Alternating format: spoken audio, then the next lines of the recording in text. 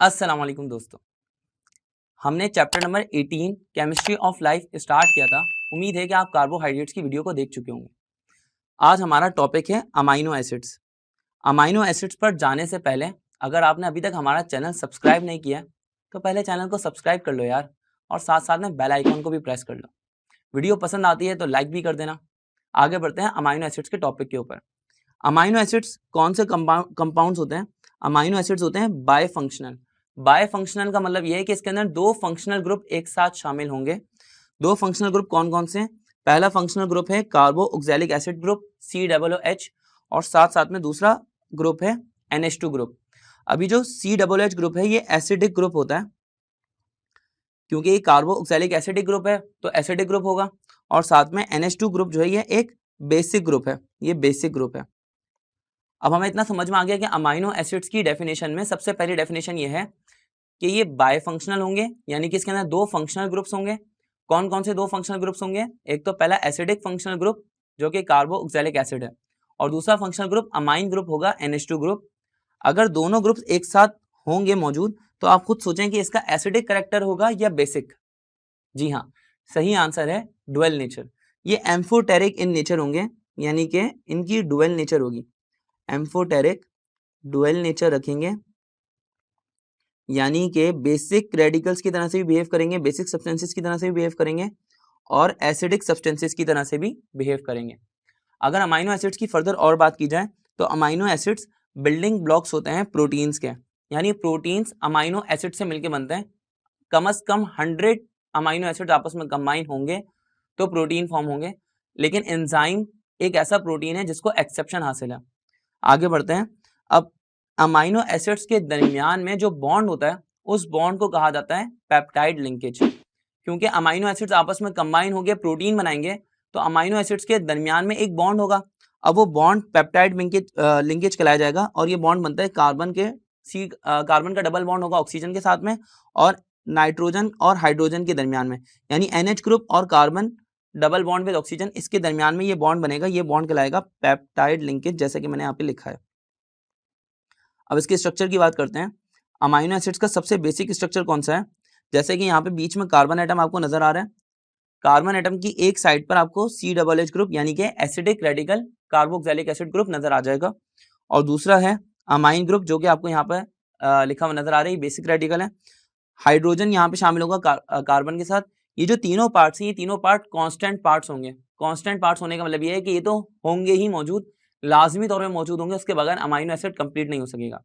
लेकिन जो चौथा पार्ट है ये है अल्काइल ग्रुप। ये वेरिएबल पार्ट है, और वेरिएबल पार्ट का मतलब ये है कि ये अल्काइल ग्रुप बार बार चेंज होता रहेगा। कभी कभार ऐसा भी होगा कि ये अल्काइल ग्रुप मौजूद नहीं होगा, इसकी जगह पर हाइड्रोजन मौजूद होगा। तो बहरहाल आगे बढ़ते हैं, अमाइनो एसिड्स की टाइप्स की बात करते हैं। अमाइनो एसिड्स की अगर हम क्लासिफिकेशन करें स्ट्रक्चर के हिसाब से तो हमारे पास 3 टाइप के अमाइनो एसिड्स होते हैं। अल्फा अमाइनो एसिड्स, उसके बाद बीटा अमाइनो एसिड, और उसके बाद gamma amino acid. Alpha amino acid, gamma amino acid और बीटा अमाइनो एसिड में क्या फर्क है इसको जरा डिस्कस करते हैं एक एग्जांपल से। लेट्स से कि हमारे पास एक कार्बन है और उस कार्बन के साथ COOH ग्रुप अटैच है। अब COOH ग्रुप जिस कार्बन के साथ अटैच होगा वो कार्बन कहलाएगा अल्फा कार्बन।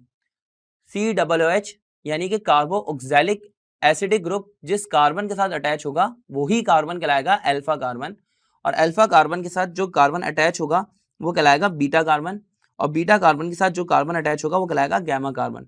और गैमा कार्बन के साथ अमाइन ग्रुप अगर अटैच हो, NH2 ग्रुप अगर अमाइन ग्रुप अगर अटैच हो गैमा कार्बन के साथ तो ये कहलाएगा गैमा अमाइनो एसिड। वैलेंसीज आप फिल कर सकते हैं। अगर हमारे पास COOH ग्रुप जिस कार्बन से अटैच है वो कार्बन तो हो गया अल्फा कार्बन, और अल्फा कार्बन अटैच्ड है किसी ऐसे कार्बन से जिसके साथ अमाइन ग्रुप अटैच्ड है तो ये कार्बन कहलाएगा बीटा कार्बन, और अमाइन ग्रुप क्योंकि बीटा कार्बन से अटैच है तो ये कहलाएगा बीटा अमाइनो एसिड। सिमिलरली अगर हमारे पास COOH ग्रुप एक कार्बन से अटैच है वो कार्बन हो गया अल्फा कार्बन, और अमाइन ग्रुप NH2 ग्रुप के साथ ही अटैच है, NH2 ग्रुप यानी amine group carbon alpha carbon के साथ ही अटैच्ड है तो ये कहलाएगा अल्फा अमाइनो एसिड। तो आपको अल्फा अमाइनो एसिड में, बीटा अमाइनो एसिड में और गैमा अमाइनो एसिड में क्लियर डिफरेंस समझ में आ गया होगा। आइए आगे बढ़ते हैं। हमारी नेक्स्ट क्लासिफिकेशन है classification of amino acids according to nature. अगर हम नेचर के हिसाब से अमाइनो एसिड्स को क्लासिफाई करें तो अमाइनो एसिड्स 3 टाइप के होते हैं। एक होता है neutral amino acid, acidic amino acid और बेसिक अमाइनो एसिड। सबसे पहले न्यूट्रल अमाइनो एसिड की बात करते हैं। न्यूट्रल अमाइनो एसिड्स वो जिनकी pH 7 हो और यहाँ पर कार्बो ऑक्सैलिक रेडिकल यानी CH ग्रुप और अमाइन ग्रुप NH2 ग्रुप ये दोनों तादाद में बराबर होंगे। जैसे कि यहाँ पर आपको एग्जांपल दिखेगी एलेनाइन की, यहाँ पे CH ग्रुप और NH2 ग्रुप एक ही मौजूद है, बराबर है तादाद में। और वेलाइन में भी CH ग्रुप और NH2 ग्रुप यहाँ पे तादाद में बराबर है। इनकी pH 7 है, इसको pH मीटर से चेक किया जा सकता है। आगे बढ़ते हैं। बेसिक अमाइनो एसिड्स में जो बेसिक रेडिकल होगा वो ज्यादा होगा और कार्बोक्सिलिक एसिड का रेडिकल जो है वो कम होगा, यानी कि NH2 ग्रुप तादाद में ज्यादा होंगे और CH ग्रुप तादाद में कम होंगे और इसीलिए इनकी pH ग्रेटर देन 7 होगी। तो ये बेसिक अमाइनो एसिड्स कहलाएंगे। यहाँ पर एग्जांपल के तौर पे आप देख सकते हैं लाइसिन के स्ट्रक्चर को। तो amino acids that contain one acidic group and more than one basic amine group are called basic amino acids. Simple अल्फाज में एक से ज्यादा है अमाइनो ग्रुप और कार्बोक्सिलिक एसिड सिर्फ एक है, यानी कार्बोक्सिलिक एसिड तादाद में कम है और अमाइन ग्रुप तादाद में ज्यादा है। तो ये हो जाएगा बेसिक अमाइनो एसिड और इनकी pH 7 से ज्यादा है, जो कि हम डिस्कस कर चुके हैं।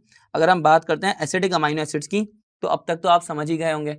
एसिडिक अमाइनो एसिड्स में कार्बो ऑक्सैलिक एसिड रेडिकल यानी CH ग्रुप ये ज्यादा होंगे और अमाइन ग्रुप तादाद में कम होंगे, जैसे कि यहाँ पे आपको एस्पार्टिक एसिड के अंदर दिख जाएगा। एस्पार्टिक एसिड और इसी तरह की और दूसरी एग्जांपल्स में आप देख सकते हैं। यहाँ पे CH ग्रुप तादाद में ज्यादा है, यानी कि 2 हैं और अमाइन ग्रुप तादाद में सिर्फ 1 है, तो ये 2 हैं टोटल। इसीलिए इसकी pH जो होगी वो 1 से ज्यादा होगी और 7 से कम होगी। ये एसिडिक रेडिकल ज्यादा होंगे तो एसिडिक अमाइनो एसिड्स कहलाएंगे। pH less than 7। अब मैं कैसे पता कर सकता हूँ कि कौन सा एसिडिक अमाइनो एसिड है या कौन सा बेसिक या कौन सा न्यूट्रल अमाइनो एसिड? तो सिंपल सी बात है, उस अमाइनो एसिड को पानी के अंदर डिसॉल्व करें तो एसिडिक, बेसिक या न्यूट्रल सोल्यूशन बनेगा और उस पानी की pH को आप चेक कर सकते हैं। आगे बढ़ते हैं। हमारे पास नेक्स्ट चीज है जनरल फॉर्मूला अमाइनो एसिड का, जो कि हम डिस्कस कर चुके हैं। अब अगर बात करें, हम बात करते हैं ज़्विटर-आइन की। ज़्विटर-आइन क्या चीज है? ज़्विटर-आइन एक बड़ा इंपॉर्टेंट है, इसकी डेफिनेशन MCQs के अंदर आ सकती है। ये डायपोलर न्यूट्रल अमाइनो एसिड है। डायपोलर न्यूट्रल अमाइनो एसिड का मतलब ये है कि इसके ऊपर 2 चार्जेस मौजूद होते हैं, यानी पॉजिटिव और नेगेटिव। ओवरऑल फिर भी ये न्यूट्रल होता है, लेकिन ये दोनों चार्जेस, प्लस का चार्ज और माइनस का चार्ज, ये विजिबल आपको नजर आएंगे। जैसे कि यहाँ पर एक अमाइनो एसिड है NH2 ग्रुप, साथ में कार्बन का हाइड्रोजन के साथ बॉन्ड है, फिर कार्बन का डबल बॉन्ड ऑक्सीजन के साथ और एक और OH ग्रुप, यानी CH ग्रुप शामिल है। यहाँ पर CH ग्रुप के साथ में एक अमाइन ग्रुप शामिल है। ये दोनों ग्रुप यहाँ पर शामिल हैं। अब यहाँ पर एक्सचेंज हुआ है H+ आइन का और H- आइन का। ये एक्सचेंज होने की वजह से एक जगह पर NH3+ आइन बन गया और दूसरी जगह पे ऑक्सीजन के ऊपर नेगेटिव चार्ज आ गया। ओवरऑल कंपाउंड पे स्टिल 0 चार्ज है, लेकिन क्योंकि ये डायपोलर हो गया है और इसीलिए ये कहलाएगा ज़्विटर-आइन। आगे बढ़ते हैं पेप्टाइड बॉन्ड के ऊपर। पेप्टाइड बॉन्ड को हम डिस्कस कर चुके हैं कि अमाइनो एसिड्स के दरमियान में जो लिंकेज होगी, जिसकी वजह से पॉलीमराइजेशन का प्रोसेस पॉसिबल हो पाएगा और वो कन्वर्ट हो पाएंगे प्रोटीन के अंदर, वो लिंकेज कहलाएगी पेप्टाइड लिंकेज या पेप्टाइड बॉन्ड। आगे बढ़ते हैं। जैसे कि यहाँ पर ये स्ट्रक्चर के अंदर करके दिखाया गया, यहाँ पर एक वाटर मॉलिक्यूल लॉस हुआ और वाटर मॉलिक्यूल यहाँ पर फॉर्म होते हुए दिखाया गया, जबकि कार्बन का डबल बॉन्ड ऑक्सीजन से और नाइट्रोजन का बॉन्ड हाइड्रोजन से बना हुआ, उनके दरमियान में बॉन्ड बना हुआ है पेप्टाइड लिंकेज। लेकिन क्योंकि स्ट्रक्चर्स या ये जो मैंने यहाँ पर इक्वेशंस लिखी हैं, ये हमारे MD-CAT के लिए इंपॉर्टेंट नहीं है, MCQs के अंदर नहीं आ सकती, तो इसीलिए हम इसको छोड़कर आगे बढ़ते हैं। नेक्स्ट चीज है अमाइनो एसिड्स की classification on the basis of needs. एक होते हैं एसेंशियल अमाइनो एसिड्स और दूसरे होते हैं non essential amino acids. Essential amino acids नाम से ही जाहिर है कि वो अमाइनो एसिड्स जो हमारे लिए ज़रूरी हैं, और नॉन एसेंशियल अमाइनो एसिड्स वो जो हमारे लिए ज़रूरी नहीं है। अगर आपने भी यही मतलब लिया है तो बिल्कुल गलत लिया है। नॉन एसेंशियल अमाइनो एसिड्स भी हमारे लिए बहुत ज़रूरी हैं और एसेंशियल अमाइनो एसिड्स भी। ये कुछ इस तरह से है कि नॉन एसेंशियल अमाइनो एसिड्स हमारी बॉडी खुद से प्रोड्यूस करती है, यानी कि जब हमारी बॉडी ऐसे अमाइनो एसिड्स जो कि या प्रोटीन्स प्रोड्यूस कर रही है जिसको हमें बाहर से इनटेक करने की ज़रूरत नहीं है, बाहर से लेने की ज़रूरत नहीं है, आउटसोर्स करने की ज़रूरत नहीं है, तो वो कहलाएंगे नॉन एसेंशियल अमाइनो एसिड्स। और एसेंशियल अमाइनो एसिड्स वो अमाइनो एसिड्स हैं जो कि हमारी बॉडी खुद से प्रोड्यूस नहीं कर सकती, तो उसके लिए हमें बाहर से फूड को इनटेक करना पड़ता है जिसके अंदर वो एसेंशियल अमाइनो एसिड शामिल हो। तो आपको बेसिक डेफिनेशन समझ में आ गई होगी। एसेंशियल अमाइनो एसिड्स, वो amino acids that can not be synthesized by our body are known as essential amino acids, but they are necessary for the growth and transmission of impulses in the nervous system. They must be supplied to our body through our diet. Their deficiency results in many diseases. About 10 amino acids are essential. यहाँ पर example given है एर्जिनाइन, वेलानाइन और lysine और इस तरह से बहुत सारी। अगर हम बात करते हैं role of amino acid in human body की, कि अमाइनो एसिड का हमारी बॉडी में क्या किरदार है, तो अमाइनो एसिड हमें एनर्जी प्रोवाइड करते हैं। Amino acids are the source of energy. अगर हम बात करते हैं अमाइनो एसिड्स की फर्दर, तो अमाइनो एसिड्स प्रोटीन्स में कन्वर्ट होते हैं और फिर ये प्रोटीन्स हमारी बॉडी की ग्रोथ के लिए, मसल्स की ग्रोथ के लिए, स्किन या नेल्स या हेयर की ग्रोथ के लिए बड़े इंपॉर्टेंट हैं। सिमिलरली ये अमाइनो एसिड्स ऑक्सीडाइज हो जाते हैं ऐसे प्रोटीन्स के अंदर जो कि हमारी बॉडी में स्टोर हो सकता है, और फिर उसके बाद जब हमारी फैट्स में कार्बोहाइड्रेट्स कम हो या फूड हमें कम मिले, तो यही वापसी प्रोटीन्स कन्वर्ट हो जाते हैं दोबारा अमाइनो एसिड्स में और हमारी बॉडी को एनर्जी प्रोवाइड करते हैं। तो ये सारी चीज़ें यहाँ पर लिखी हुई हैं। अमाइनो एसिड्स को बॉडी प्रोटीन के अंदर कन्वर्ट किया जा सकता है, ऑक्सीडेशन होती है अमाइनो एसिड्स के अंदर ताकि हमें एनर्जी मिले। If our diet is low in carbohydrates और fats, body proteins may be transformed into either of these और use to make hormones and other body requirements, यानी कि बॉडी की जितनी रिक्वायरमेंट्स हैं या दूसरे जो हार्मोन्स बनाने हैं उनकी ट्रांसफॉर्मेशन करनी है, उसके अंदर काम आ जाता है। हमारा अमाइनो एसिड्स का टॉपिक यहाँ पर खत्म होता है और हमारा नेक्स्ट टॉपिक है प्रोटीन्स। आइए जरा प्रोटीन्स को डिस्कस करते हैं। अगर आपने प्रोटीन्स को अभी तक स्टार्ट नहीं किया है पढ़ना, तो हम प्रोटीन्स के बारे में आपको थोड़ा सा समझा देते हैं कि प्रोटीन्स अमाइनो एसिड से मिलकर बनते हैं, जैसा कि अभी हम बात कर चुके हैं। लेकिन प्रोटीन्स की 3 बेसिक टाइप्स हैं जो कि पूछी जा सकती हैं। पहली टाइप है सिंपल प्रोटीन्स, दूसरी है कॉन्जुगेटेड प्रोटीन और drive protein.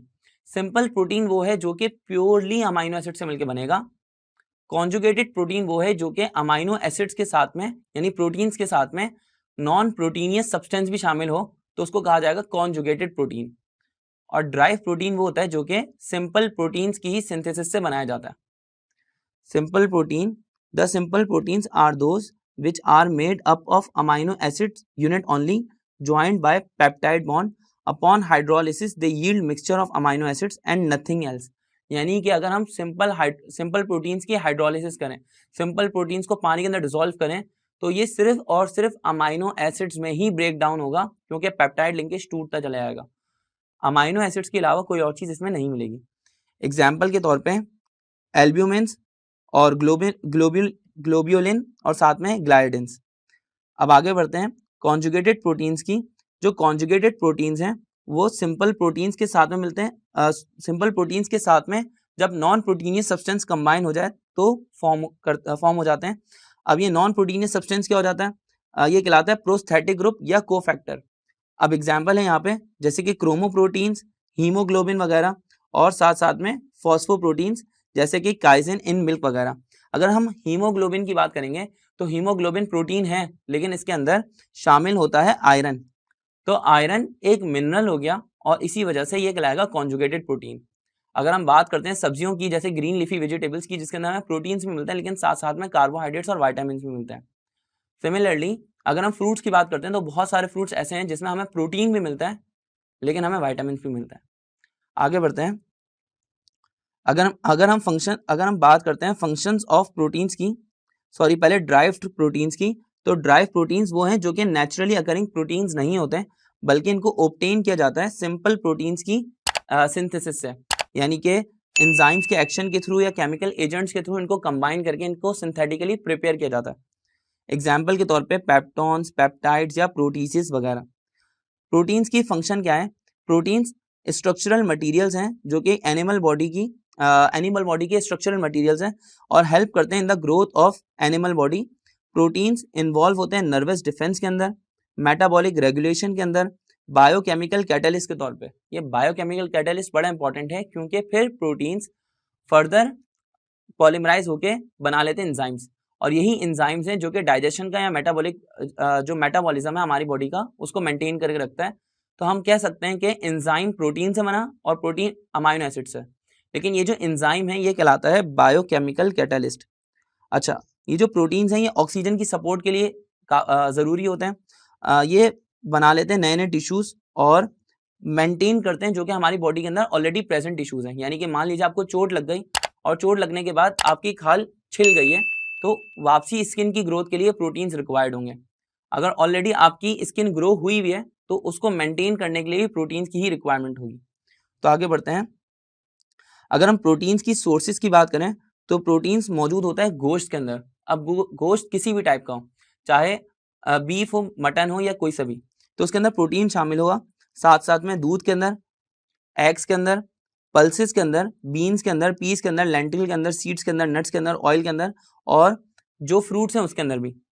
Calorific values of protein कितनी है, तो हमें ये याद रखना पड़ेगा कि कार्बोहाइड्रेट्स की कैलोरीफिक वैल्यू यानी कि कितनी एनर्जी कार्बोहाइड्रेट से हमें मिलती है और कितनी एनर्जी हमें प्रोटीन से मिलती है, ये दोनों बराबर हैं। 1 ग्राम कार्बोहाइड्रेट हमें प्रोवाइड करता है 4 calories of energy. Similarly 1 gram protein हमें प्रोवाइड करते हैं 4 कैलोरीज ऑफ एनर्जी। यहाँ पे हमारा प्रोटीन का टॉपिक खत्म होता है। लेकिन हमारी एमडी-कैट की तैयारी तो खत्म नहीं हुई। तो अगर आपको ई-कैट या एमडी-कैट की तैयारी बहुत बेहतर बनानी है तो आप डिस्क्रिप्शन में जाइए, वहाँ पर एक लिंक मौजूद है जो कि आपको मकसद ऐप की तरफ ले जाएगा और वहाँ पर आप ई-कैट या एमडी-कैट का कोर्स बाय कर सकते हैं। आपको 6000 एमसीक्यूज मिल जाएंगे, सोल्यूशन वीडियोस के साथ में मिल जाएंगे। तो आप अपनी तैयारी को बेहतर बनाइए। हम मिलते हैं आपसे नेक्स्ट वीडियो में। अपना ख्याल रखें। अल्लाह हाफिज़।